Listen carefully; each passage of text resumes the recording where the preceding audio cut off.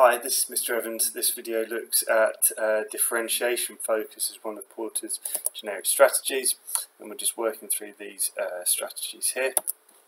So, looked at cost leadership in the last video, and this video we're going to so cost leadership. When we think about low cost mass market products, that's the strategy we tend to think of. Selling pile them high, sell them cheap is what we sometimes say when we're talking about cost leadership. In other words, sell a lot at a low price, and that's how you make your profit.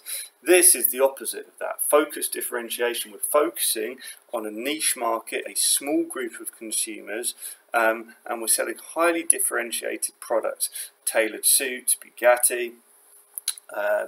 Think of a posh coffee shop, restaurants like steak restaurant Gaucho, quite expensive, but highly differentiated from competition and attractive to customers for that reason. So, definition at the top there. What are the requirements for following a differentiation focused strategy?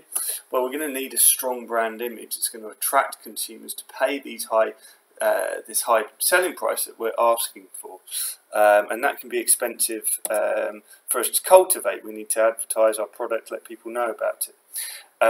We need a highly differentiated product. Okay, we can't sell our products to a niche market at a high price unless the product itself is highly differentiated and appeals to that group of consumers.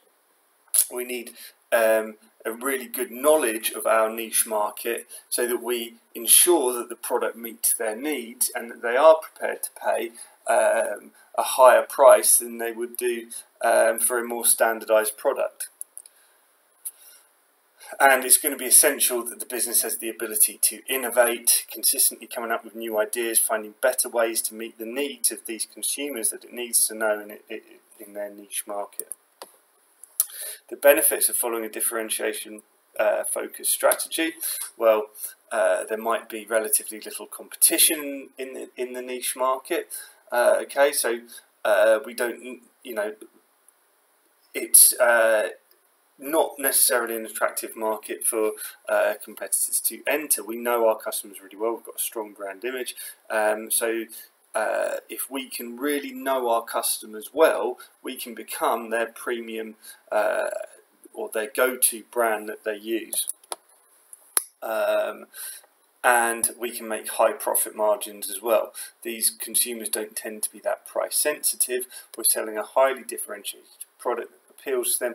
They are prepared to pay a little bit more for it, so we might be able to charge a high price and make high profit margins.